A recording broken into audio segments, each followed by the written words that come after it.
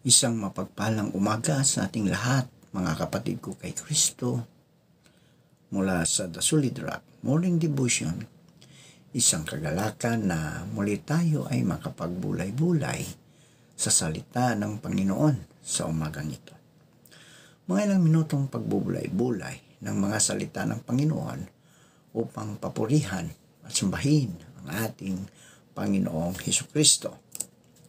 Ang ating pong pagbubulay-bulayan ngayong umaga ng Sabado ay matatagpuan sa Galatia Kapitulo 5, talatang 22 hanggang 23. Ito po ang sinasabi.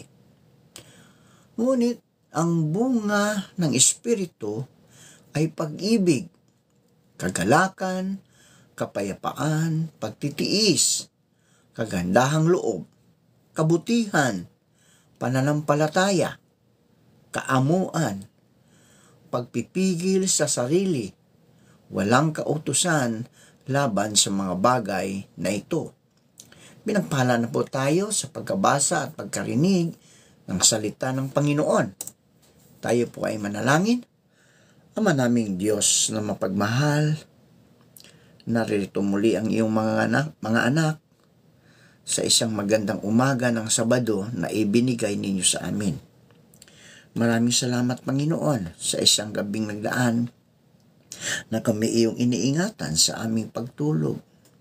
Salamat sa muli mong paggising sa amin, sa muli mong pagbibigay ng buhay, ng lakas at ng karunungan. Sa umagang ito, Diyos, kami po ay lumalapit sa inyo upang ipaabot sa inyo ang aming mga kaibigan na may mga karamdaman. Abutin mo sila, O Diyos, pagalingin mo po sila upang manumbalik ang kanilang mga lakas na nawala. Panginoong Hesus, sa umaga ring ito, dalangin namin ang aming mga kaibigan na magsitungo sa kanilang mga iglesia upang manambahan. Ingatan mo po sila, Panginoon, saan man silang dako sa bansang Pilipinas. Ingatan mo sila na makarating, matiwasay sa kanilang iglesia, sa kanilang simbahan, upang manambahan. Salamat o Diyos dahil meron kaming kalayaan upang mananambahan.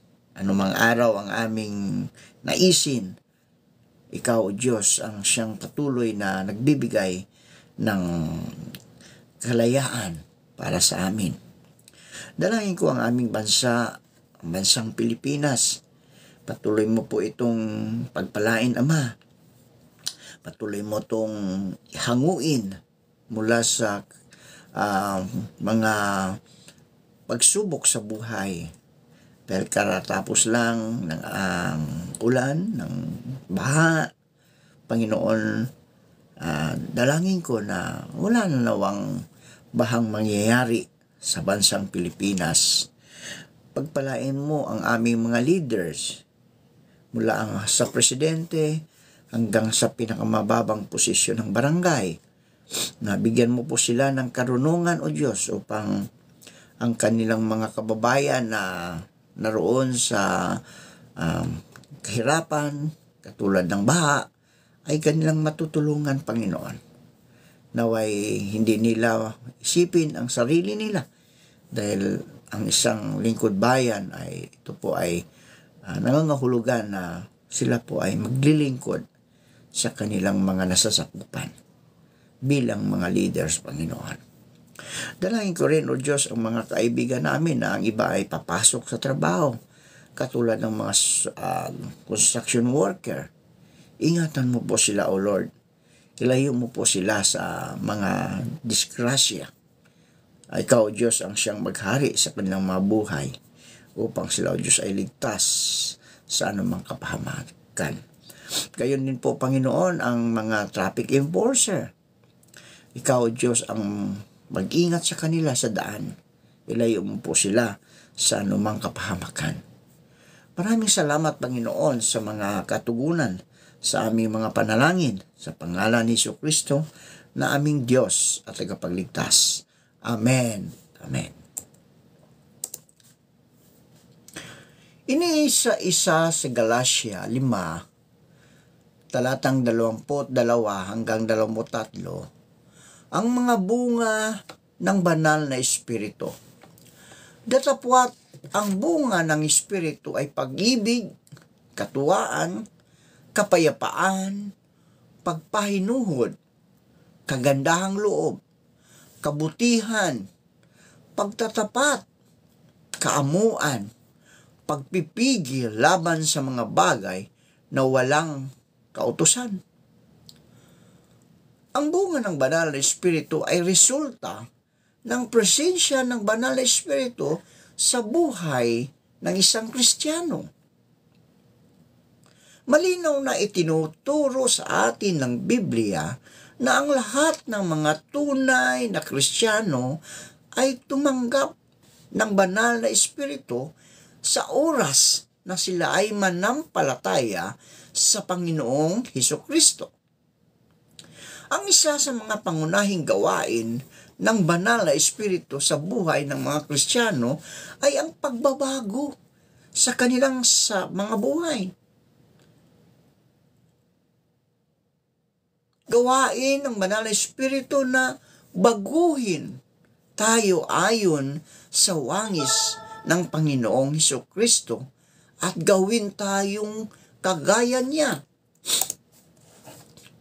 Ang bunga ng banal na Espiritu ay direktang kasalungat sa mga gawa ng laman ayon sa Galatia 5:19-21. At hayag ang mga gawa ng laman sa makatuwid, mga kaibigan, ay ang mga ito: pakikiapid, karumihan, kalibugan, pagsamba sa Diyos-Diyosan, pangkukulam, mga pagtatanim ng sama ng loob, mga pagtatalo, mga paninimugho, mga pagkakaalitan, mga pagkakampi-kampi, mga pagkakabahabahagi, mga hidwang pananampalataya, mga kapanaglihian, mga paglalasing, mga kalayawan, at ang mga katulad nito.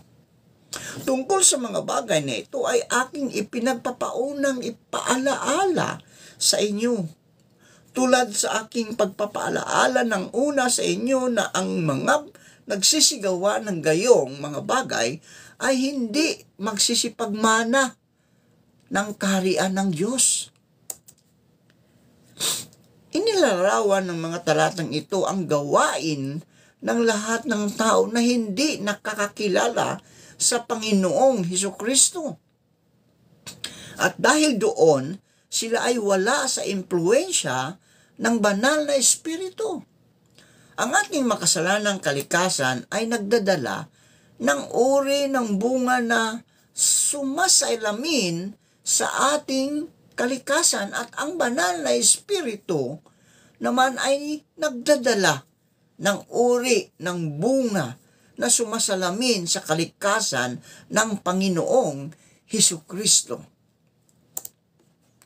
Ang buhay ng Kristiyano, mga kaibigan, ay isang labanan ng makasalanang kalikasan at laman at ng bagong kalikasan na ipinagkaloob ni Hesukristo. Ayon sa 2 Korinto 5:17. Bilang mga tao na bumagsak sa kasalanan, tayo ay nakabilanggo sa ating lupang katawan na nagnanasa ng mga makasalanang gawa. Bilang mga Kristiyano, mayroon na tayong banal na Espiritu na nagdadala sa atin ng bunga at binibigyan tayo ng kapangyarihan na gapiin ang mga gawa ng ating makasalanang kalikasan. Hindi ganap na magtatagumpay na ipakita ng isang Kristiyano ang mga bunga ng banal na Espiritu sa lahat ng oras. Kaya't ang pangunahing layunin ng Kristiyano ay patuloy na magpasakop sa banal na Espiritu upang patuloy na makita ang kanyang mga bunga sa ating mga buhay. At hayaan na labanan at talunin ng banal na Espiritu ang ating makasalanang kalikasan. Ang bunga ng banal na Espiritu ang siyang ninanais ng Diyos na makita sa ating buhay, at sa pamagitan ng banal na Espiritu, ito ay kaya nating gawin. Manalangin tayo. Marami pong salamat, Panginoon, sa mga salitang aming na pagbubulay-bulayan ngayong umaga tungkol sa bunga ng banal na Espiritu. Salamat, Panginoon, na binigyan mo kami ng isang salita upang ang aming mga buhay ay ang banal na Espiritu ang siyang kumukontrol upang ang aming bayan ay magkaroon ng kapayapaan. Lord, alam kong na ang lahat ng mga anak mo ay meron nito. Pag-ibig ang unang-una, Panginoon. Kaya Lord, sa'yo namin ito pinagkatiwala. Sa'yo namin ito ibinigay. Dahil ikaw ang aming Diyos na makapangyarihan sa lahat. Naway, ang bawat isa ay mag-ibigan upang magkaroon ng kapayapaan ang aming bayan. Panginoon Hesus, sa umagang ito, dalangin ko na pagpalain mo ang lahat ng nakikinig ngayong umaga. Tulungan mo sila, ilayo mo sila sa anumang kapahamakan. Maging ang kanilang mga mahal sa buhay, Panginoon, hawakan mo po ang kanilang mga kamay upang ligtas sila sa lahat ng kapahamakan.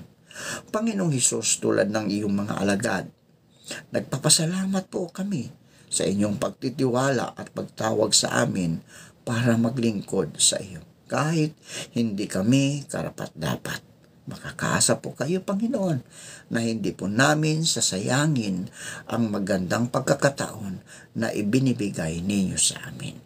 Amen at amen.